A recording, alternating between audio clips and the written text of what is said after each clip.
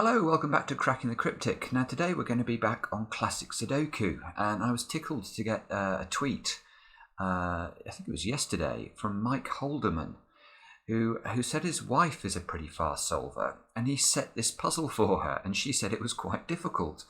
So we're going to have a look at it. I find it brilliant that there might be husband and wife teams out there, sort of, where one or other of them makes puzzles for the other one.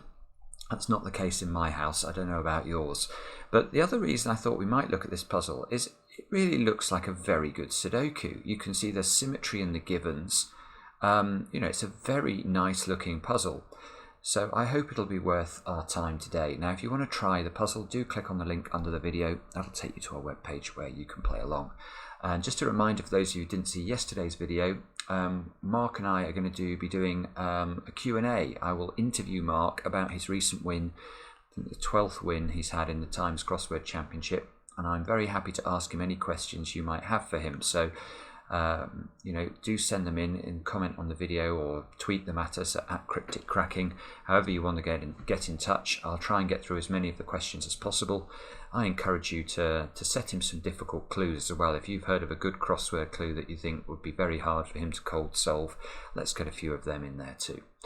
With that, let's have a look at this puzzle. Okay, well, the first thing I notice here is this top row.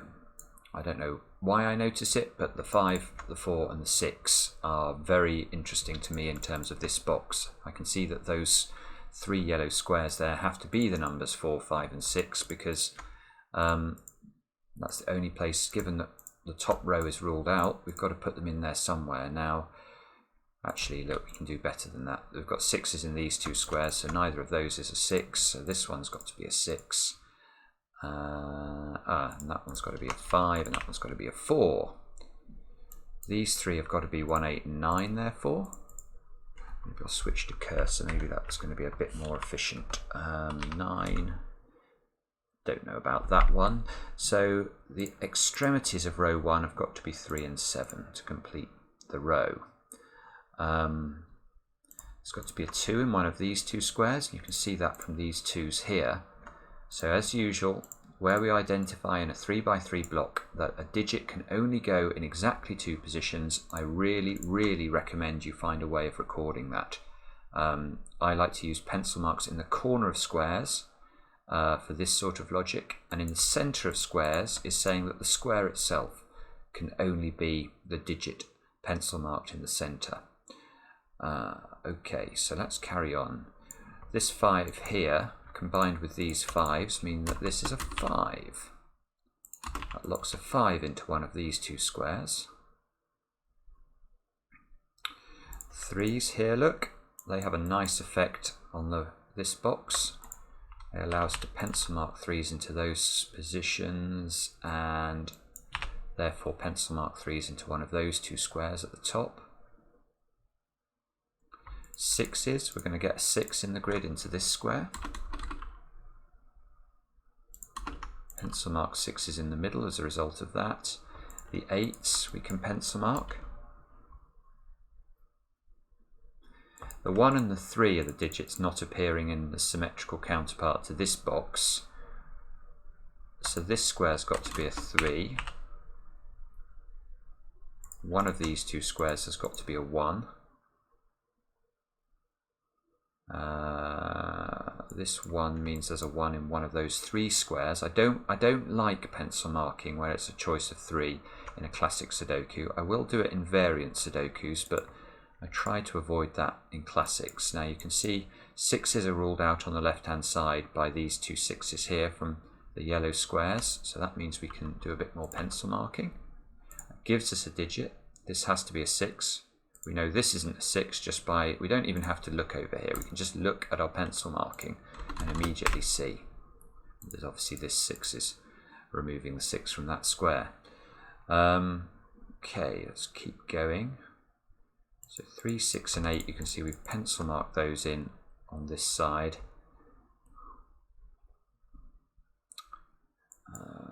5s, these 5s mean that this square must be a 5, therefore that square must be a 5. That resolves the pencil marks in the center there.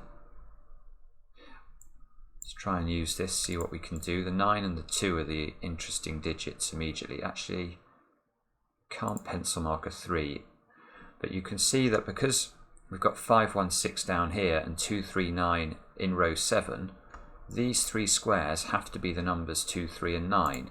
We don't know the order necessarily, but now we can start looking upwards and seeing if we can narrow it down.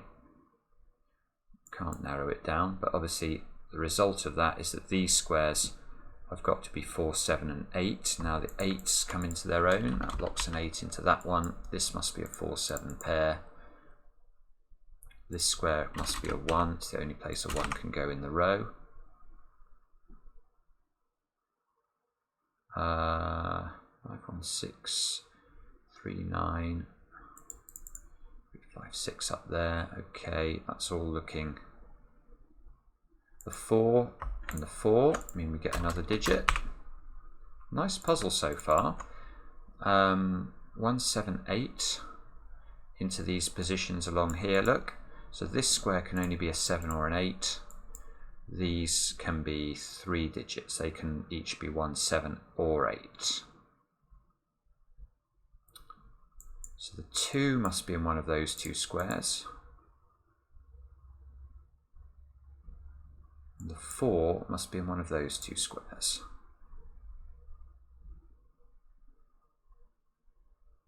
The 1 means that this is not a 1.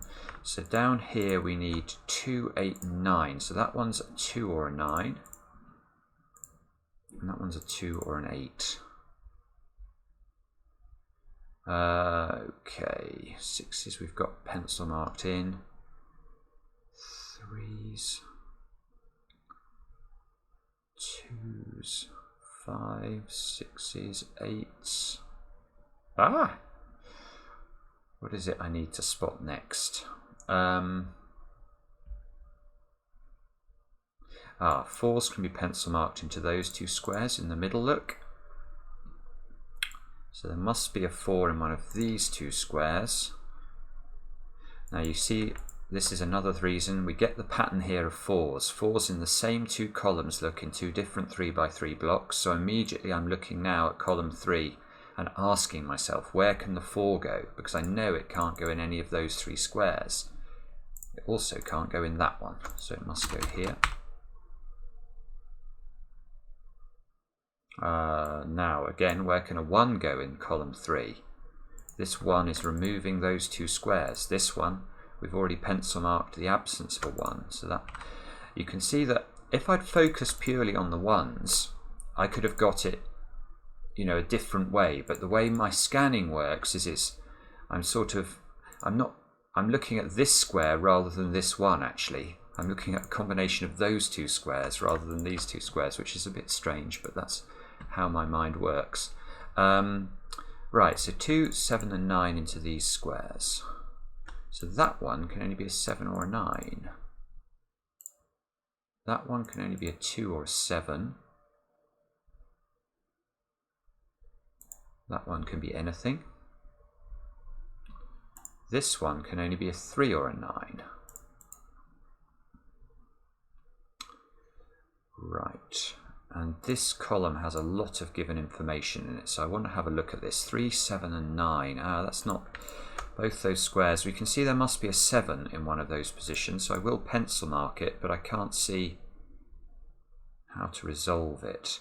But this 7 here is nice because that locks a 7 into one of those squares. Now that resolves the 7, 4 at the bottom, which resolves that that's a 4.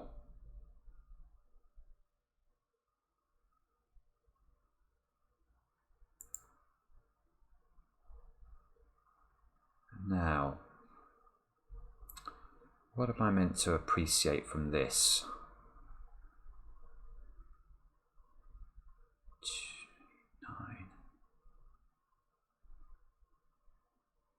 9. The answer is I'm not sure. These ones though, that they lock a 1. I should have got that before. Look, we've got a 1-4 pair in this box. So how do we use that? 1, 4, 4, 4, 4, 4. So if this is a 1 and a 4, these three squares have got to be 2, 7 and 9. So that one can be a 2 or a 7. That one can be a 7 or a 9. Ah, yes, there's a nice bit of logic. Bent triple. Look at that.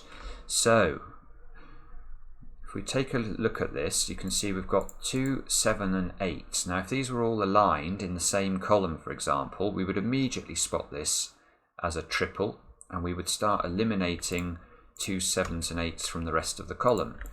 Now we can't do that here, but we can still do some logic, and the logic is very helpful because it eliminates a digit from that square there. And the way to appreciate how it does that is to focus on the central square of the triple, this square. You can see that if this is a 7, this square here has to be a 2. Now if on the other hand this is an 8, and that's the only other option, this square here is a 2. So we know for sure, for absolute certain, in the finished solution there will either be a 2 here or a 2 here. Now that means that if there are cells in the grid that see both of these cells, and you can see immediately this one sees both of them, and indeed this one, they can't possibly contain a 2. Now it's quite interesting, this. Because actually we've got a pencil mark 2 in this square, so knowing that this can't be a 2, we can actually fill in a 2 here. But we can also eliminate this from a 2, and therefore that's going to give us a bit more progress. Look, 1s and 4s can therefore be unwound. That can be a 4. This must be a 7 or an 8. That means that must be a 7 or an 8. That means we can pencil mark 1s in here.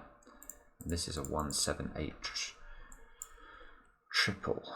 Now, can we make use of what we've just discovered in any other ways? Now, this 9 must be helpful, surely. Let me just stare at this for a second, see if I can spot anything instant. Well, I can spot that. That one's got to be a 7, that's got to be a 2. Therefore that's a 7, look. This square here must be a 3 or a 9 to complete the column. I'm actually wondering, Mike, if you're a regular setter of Sudoku, because this is a very decent puzzle indeed.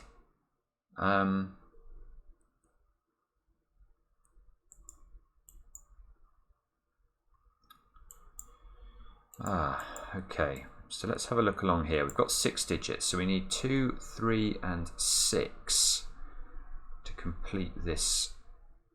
That one's got to be a 6 because there's a 2 and a 3 in the column. I don't know, that may have been sitting there for a while. Now that's a 6. This has to be a 2 or a 3. This has to be a 2 or a 3. And this has to be a 2 or a 9. Now, okay, you should stare at the grid now. If you've not come across the logic I did down here before, and that's new to you, there is another opportunity to use it right now. So have a stare at the grid and see if you can spot how to do that. It's very good practice. Okay, and I'll talk you through it. Again, let's look. We've got almost identical sort of pattern. We've got a bent triple, this time on the numbers 2, 3 and 9. So again, we take the central cell. If this is a 2, then this square is a 9. If on the other hand it's a 3, this is a 9. So any squares that can see both those squares cannot contain a 9. Well, what do you know? That one's got to be a 7 therefore. 7, 3, 9. Let's tidy up some of the pencil marking now.